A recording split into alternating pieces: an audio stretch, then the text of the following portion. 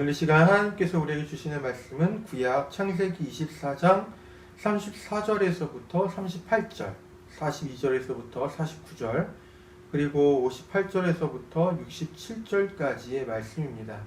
제가 봉독할 때에 살아계신 하나님 아버지 음성을 다 들으실 수 있기를 소원합니다. 노인이 말하였다. 저는 아브라함 어른의 종입니다.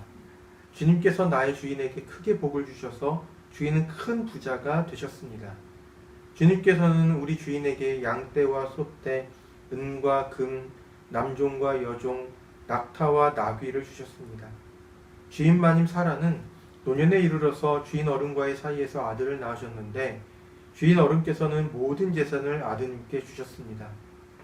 주인 어른께서 저더러 말씀하시기를 너는 내 아들의 아내가 될 여인을 내가 사는 가나안 땅에 있는 사람의 딸들에게서 찾지 말고 나의 아버지 집, 나의 친족에게로 가서 나의 며느리감을 찾아보겠다고 나에게 맹세하여라 하셨습니다. 제가 오늘 우물에 이르렀을 때에 저는 이렇게 기도하였습니다. 주님, 나의 주인 아브라함을 보살펴 주신 하나님, 주님께서 원하시면 제가 오늘 여기에 와서 하는 일이 잘 이루어지게 하여 주십시오. 제가 여기 우물 곁에 서 있다가 처녀가 물을 기르러 오면 그에게 항아리에 든 물을 좀 마시게 해달라고 말하고 그 처녀가 저에게 마시라고 하면서 물을 더 길어다가 낙타들에게 마시게 하겠다고 말하면 그가 바로 주님께서 내 주인의 아들의 아내로 정하신 처녀로 알겠습니다 하고 기도하였습니다. 그런데 제가 마음속에 기도를 다 마치기도 전에 리브가가 물동이를 어깨에 메고 나왔습니다. 그는 우물로 내려가서 물을 깃고 있었습니다. 그래서 제가 그에게 마실 물을 좀 주시오 하였더니 물동이를 어깨에서 곧바로 내려놓고 드십시오. 낙타들에게도 제가 물을 주겠습니다 하고 말하였습니다. 그래서 제가 물을 마셨습니다. 따님께서는 낙타에게도 물을 주었습니다. 제가 따님에게 유대 따님이시오 하고 물었더니 따님께서는 아버지는 함자가 부두엘이고 할아버지는 함자가 나홀이고 할머니는 함자가 밀가입니다 하고 말하였습니다. 저는 따님의 코에는 코걸이를 걸어주고 팔에는 팔찌를 끼워 주었습니다. 이쯤 된 것을 보고 저는 머리를 숙여서 주님께 경배하고 제 주인 아브라함을 보살펴 주신 주 하나님을 찬양하였습니다. 주님은 저를 바른 길로 인도하셔서 주인 동생의 딸을 주인 아들의 신부감으로 만날 수 있게 하여 주셨습니다. 이제 어른들께서 저희 주인에게 인자하심과 진실하심을 보여주시려거든 저에게 그렇게 하겠다고 말씀을 해주시고 그렇게 하지 못하시겠거든 못하겠다고 말씀을 해주시기 바랍니다. 그렇게 하셔야 저도 어떻게 결정을 내려야 할지를 생각해 볼 수 있을 것입니다. 그들이 리브가를 불러다 놓고서 물었다. 이 어른과 같이 가겠느냐? 리브가가 대답하였다. 예, 가겠습니다. 그래서 그들은 누이 리브가와 그의 유모를 아브라함의 종과 일행에게 딸려보내면서 리브가에게 복을 빌어주었다. 우리의 누이야, 너는 천만인의 어머니가 되어라. 너의 씨가 원수의 성을 차지할 것이다. 리브가와 몸종들은 준비를 마치고 낙타에 올라앉아서 종의 뒤를 따라 나섰다. 그래서 아브라함의 종은 리브가를 데리고서 길을 떠날 수 있었다. 그때 이삭은 이미 브엘라 헤로이에서 떠나서 남쪽 네겝 지역에 가서 살고 있었다. 어느 날 저녁에 이삭이 산책을 하려고 들러 나갔다가 고개를 들고 보니 낙타 행렬이 한때 오고 있었다. 리브가는 고개를 들어서 이삭을 보고 낙타에서 내려서 아브라함의 종에게 물었다. 저 들판에서 우리를 맞으러 오는 저 남자가 누굽니까? 그 종이 대답하였다. 나의 주인입니다. 그러자 리브가는 너울을 꺼내서 얼굴을 가렸다. 그 종이 이제까지의 모든 일을 이삭에게 다 말하였다. 이삭은 리브가를 어머니 사라의 장막으로 데리고 들어가서 그를 아내로 맞아들였다. 이렇게 해서 리브가는 이삭의 아내가 되었으며 이삭은 그를 사랑하였다. 이삭은 어머니를 여의고 나서 위로를 받았다. 아멘. 주님께서 주시는 말씀입니다.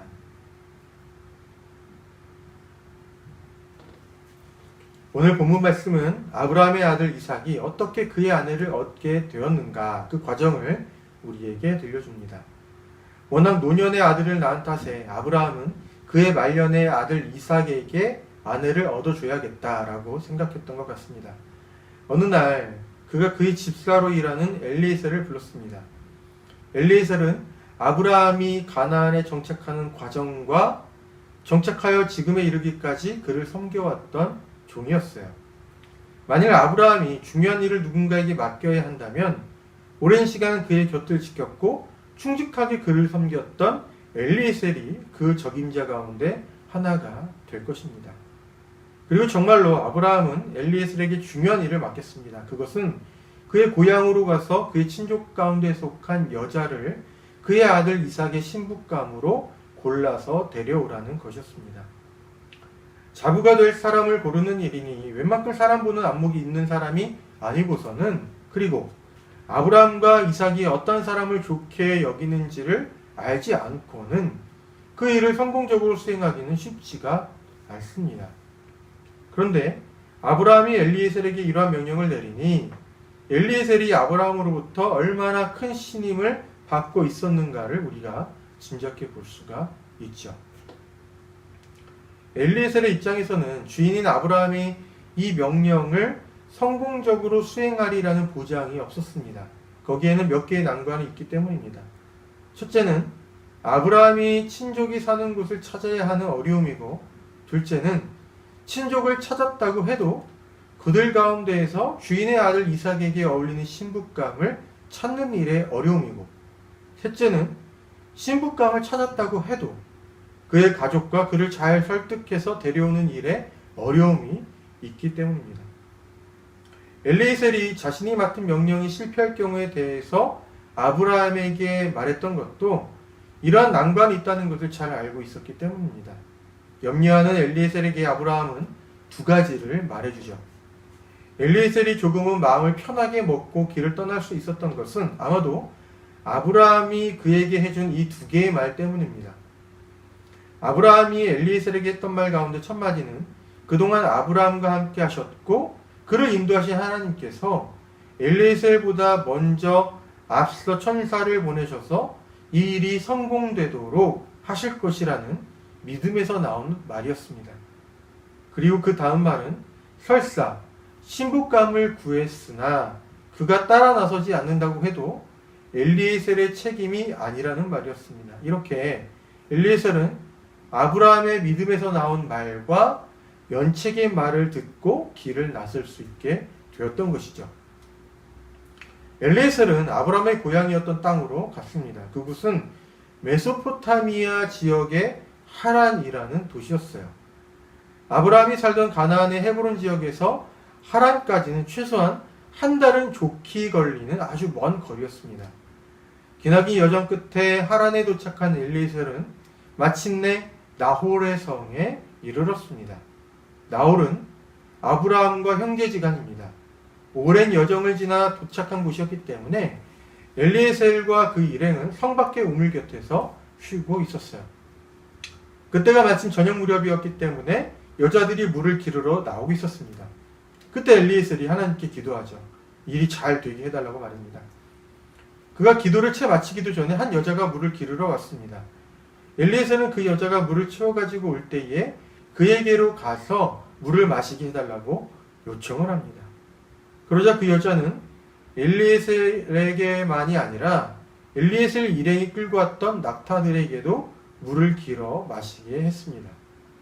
우물에 물동이를 넣고 가져와서 낙타들에게 일일이 물을 마시게 해줘야 하니 그 여자가 그렇게 하는 동안 많은 시간이 흐르고 있었어요. 엘리에셀은 그 여자가 그렇게 하는 모습을 유심히 지켜보았습니다. 그 여자가 일을 마친 후에 엘리에셀이 그 여자에게 물었습니다. 유대 사람인지 그리고 하룻밤을 묵어 갈 수 있는지를 말이죠. 그 여자는 자신이 나홀의 손녀라고 대답합니다. 엘리에셀은 그 여자가 나홀의 손녀라는 말을 듣고 하나님께 경배를 합니다. 단번에 그의 주인 아브라함의 친족을 만났고 그뿐 아니라 이삭의 아내가 될 만한 사람을 만났기 때문입니다. 엘리에셀이 만난 그 여자가 바로 훗날 이삭의 아내가 되는 리브가입니다. 엘리에셀은 그를 도와준 보답을 리브가에게 후하게 줬습니다. 리브가는 자신에게 일어났던 일을 집에 가서 알렸고 그 소식을 듣고 집에서 나온 리브가의 오빠가 엘리에셀을 집에 모셔들었습니다. 리브가의 집안이 엘리에셀을 대접하려던 때에 엘리에셀이 그들에게 들려줬던 내용이 바로 오늘 본문 말씀에 있습니다. 엘리에셀이 했던 말을 요약하면 이러합니다. 나의 주인 아브라함은 하나님께로부터 아주 큰 복을 받았다. 그래서 큰 부자가 될 수 있었다. 그런데 그가 노년에 아들을 낳았고 아브라함은 그가 죽기 전에 그 아들의 신부감을 찾아주려고 했다. 아브라함은 가나안 사람이 아니라 친족 가운데에서 신부감을 찾으려고 했었고 그래서 내가 이렇게 온 것이다. 사실 이 여행을 떠나오기 전에 아브라함은 하나님께서 이 모든 일을 잘 진행시켜 주실 것이라는 믿음의 말을 나에게 해줬고 행여나 내가 찾은 아브라함의 며느리감을 그들 가족이 주기를 거절한다면 그 책임은 나에게 없다는 말도 나에게 해줬다. 오늘 여기에 도착해서 하나님께 기도를 드렸다. 여자가 왔을 때 그에게 마실 물을 부탁하면 나에게 마실 물을 줄 뿐 아니라 내가 끌고 온 낙타들에게도 물을 길어서 마시게 해주는 여자가 바로 하나님께서 정하신 주인의 며느리감으로 알겠다. 그렇게 기도한 것이다. 그런데 마침 리브가가 왔고 정말로 그렇게 했다.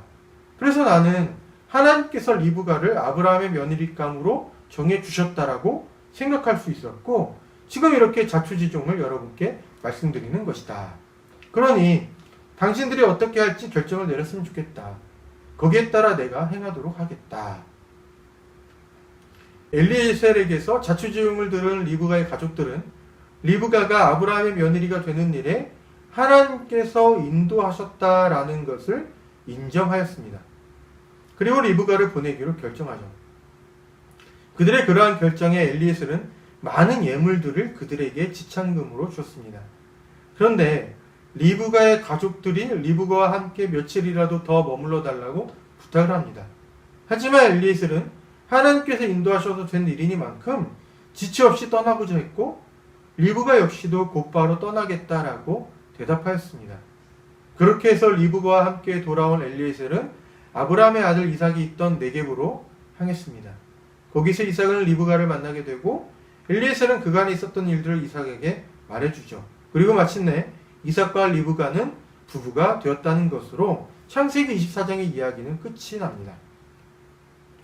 아브라함의 아들 이삭이 어떻게 그의 아내를 만나게 되었는지를 소개하는 창세기 24장의 이야기를 보면 잘 짜여진 한 편의 단편소설 같다는 느낌이 들 정도로 술술 익히고 머릿속에 그 장면들이 그려집니다. 하지만 24장의 이야기를 단순히 아브라함의 아들 이삭이 어떻게 해서 리브가를 아내로 얻게 되었는가에 관한 이야기로 보기에는 여기에는 짚어야 할 중요한 메시지 몇 가지가 있습니다. 첫째는 아브라함이 어째서 그 아들 신부감을 가나안에서 찾지 않고 그의 친족 가운데서 찾았는가에 관한 것입니다. 아브라함의 활동 지역은 가나안 지역이고 그의 아들 이삭의 삶의 터전 역시도 가나안 지역이 될 것인데 그렇다면 그 지역에서 신부감을 찾아도 되지 않는가 우리는 이렇게 생각해 볼 수가 있죠. 하지만 아브라함은 그것을 거부합니다. 그 대신 메소포타미아의 친족들 가운데서 신부감을 구하고자 했습니다.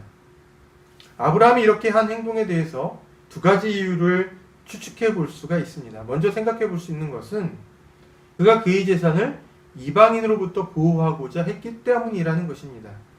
만일 그러하고자 한다면 그의 재산을 지키기 위한 최선의 방법은 그의 친족들끼리 결혼하는 것일 수가 있습니다. 다음으로 생각해 볼 수 있는 것은 종교적인 이유입니다. 아브라함의 시대에 아브라함이 오직 야훼 하나님만을 섬겼을 것이라고 확정할 수는 없습니다. 다신을 숭배하는 행태는 아브라함의 시대로부터 훨씬 후대인 분열 왕국 시대에도 사람들에게 이어져 내려온 것이기 때문입니다. 그래서 아브라함이 야훼 하나님만을 섬기고자 하는 자신의 유일신앙을 대대손손 지키기 위해서 가나안 지역의 딸을 며느리로 삼지 않으려고 했다는 말은 그렇게 믿을 만한 것 같지는 않습니다. 차라리 본문의 이 이야기를 기록한 기록자가 살던 시대에 이방 민족과 결혼해서 그들의 신과 야훼 하나님을 믿는 신앙이 서로 혼합될 것을 경계해서 동족 간의 결혼을 주장했기 때문에 그러한 주장의 모범으로서 본문 속에 아브라함이 제시되었다라고 말하는 것에 조금 더 일리가 있겠다 싶습니다. 실제로 이스라엘 민족이 바벨론 포로로부터 풀려난 포로 이후의 시기를 보면 이스라엘의 지도자들은 이스라엘 사람들이 이방 사람들과 결혼하지 못하도록 명령했던 것을 발견할 수가 있습니다. 예를 들면 에스라서 9장 14절의 말씀입니다. 그러므로 다시는 주님의 계명을 어기지 않아야 하였습니다. 역견일을 저지르는 이방 백성들과 결혼도 하지 않아야 하였습니다. 이제 주님께서 분노하셔서 한 명도 남기지 않고 없애버리신다고 해도 드릴 말씀이 없습니다. 신명기 7장 3절에는 이러한 말씀도 있습니다. 그들과 혼인관계를 맺어서도 안 됩니다. 당신들 딸을 그들의 아들과 결혼시키지 말고 당신들 아들을 그들의 딸과 결혼시키지도 마십시오. 이처럼 이방 사람과의 결혼은 이스라엘의 율법에도 규정되어 있을 만큼 종교적으로 이스라엘 민족에게 있어서 매우 중요한 것이었습니다. 우리는 이 당시 아브라함이 그의 며느리감으로 이방 여인에게서가 아니라 친족에게서 찾았다는 이야기를 근거로 신앙인은 반드시 신앙인과 결혼해야 한다는 주장을 듣기도 합니다. 물론 신앙인이 신앙인과 만나서 결혼하는 것은 부부의 신앙생활에 있어서 매우 편리하고 유익하죠. 아무래도 서로 같은 신앙적 세계관을 가지고 있으니 부부 생활이 더욱 쉬울 가능성이 높습니다. 하지만 그 근거로서 아브라함의 예를 가지고 오는 것은 적절하지 않습니다. 본문 속 아브라함의 예는 어디까지나 이스라엘 민족의 종교적인 맥락 속에서 타당성을 갖고 있기 때문입니다. 신앙인도 비신앙인과 결혼할 수 있고 결혼하는 것도 자연스러운 것입니다. 이스라엘 민족 안에서의 결혼이 나중에는 순혈주의로 변질되고 그것은 다시 이방 민족에 대한 배척과 이스라엘 민족의 선민의식으로 연결되었다는 것을 생각해보면 본문의 말씀을 문자 그대로 우리의 생활에 적용시키는 것은 문제를 발생시킬 소지가 있다라는 것을 우리가 경계할 필요가 있습니다. 본문의 이야기에서 짚어야 하는 또 다른 메시지는 하나님께서 일상 속에서 인도하셨다라는 것입니다. 엘리에셀이 리브가를 만나게 된 과정을 보면 하나님께서 극적인 기적을 행하셔서 그렇게 된 것이 아니라는 것을 발견하게 됩니다. 리브가는 그저 그의 일상적인 일을 했을 뿐입니다. 그러던 어느 날 늘 해왔던 그 일상적인 일이 엘리에셀을 만나서 이삭의 신부감이 되는 계기가 되었습니다. 어떤 사람은 엘리에셀과 리브가가 만나고 리브가가 이삭의 신부감이 된 것을 우연의 사건으로 보기도 합니다. 물론 그렇게 보일 수 있습니다. 하지만 엘리에셀에게 있어서 그 만남의 사건은 결코 우연으로 일어난 것이 아니었습니다. 그는 떠나올 때에는 아브라함이 믿음으로 고백한 말을 들었고 그가 나홀의 성 우물에 도착했을 때에는 하나님께 기도했습니다. 그의 주인이 믿음으로 고백한 대로 그리고 그가 하나님께 기도한 대로 일이 진행되었으니 엘리에셀의 편에서 그 사건은 하나님께서 아브라함의 믿음과 그의 기도에 응답하신 사건이고 하나님께서 그 모든 일을 인도하고 계시는구나라는 것을 확인할 수 있는 사건이었습니다. 이것을 통해 우리가 깨닫게 되는 것은 지금도 세상의 수많은 일상 속에는 각 사람의 수만큼 많은 우연이 일어나고 있지만 누군가에게는 우연이 아니라 하나님의 인도하심을 경험하는 사건이라는 것입니다. 신앙을 가진 사람이라는 말은 우연으로 보일 수 있는 사건 속에서 하나님의 인도하심을 볼 수 있는 사람이라는 생각을 다시금 하게 되는 대목이죠. 마지막으로 본문의 이야기에서 짚어낼 수 있는 메시지는 하나님의 인도하심이 있다는 것을 확인하였음에도 불구하고 엘리에셀이 자신이 할 수 있는 일을 하였다라는 것입니다. 엘리에셀은 그가 리브가를 만나게 된 것을 하나님의 인도하심이라 확신했습니다. 하지만 그렇다고 해서 그가 손을 놓고 있었던 것은 아니죠. 그는 리브가의 가족들이 리브가를 아브라함의 며느리로 내어줄 수 있도록 최선을 다해서 그들을 설득했습니다. 적당한 말과 많은 예물이 그것입니다. 리브가의 오빠인 라반은 재물 욕심이 많은 사람이었습니다. 그런 그의 눈에 많은 낙타를 끌고 온 엘리에셀의 모습은 큰 부자로 보이기에 충분했죠. 당시의 낙타는 아주 귀한 동물이었기 때문입니다. 그래서 엘리에셀은 리브가를 데려가기 위해서 그의 가족에게 많은 예물을 주었습니다. 대체로 고대 근동에서는 약혼할 때의 신랑 측에서 신부 측에 주는 지참금이 성인 노동자의 몇 년치 임금에 해당한다라고 알려져 있는데 엘리에셀이 리브가의 오빠에게 줬던 예물이 바로 거기에 준하는 것이었습니다. 이것은 엘리에셀이 라반의 탐욕을 잘 알고 있었기 때문에 그를 설득하기 위한 방편으로 그렇게 행한 것으로 보입니다. 하나님께서 인도하신다고 해서 그 말을 인간은 아무런 일도 하지 않아도 된다거나 인간의 역할은 아무 쓸데가 없다는 식으로 해석할 필요는 없습니다.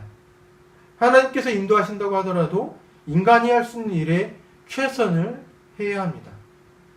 그렇게 할 때에 하나님께서 인도하신다는 것을 확인하고 경험할 수 있습니다.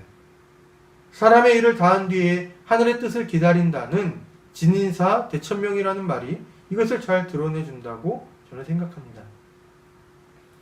이제 말씀을 정리하겠습니다. 오늘 본문 말씀은 아브라함의 아들 이삭이 어떻게 리브가를 아내로 맞이하게 되었는가에 관한 그 과정을 우리에게 들려줬습니다.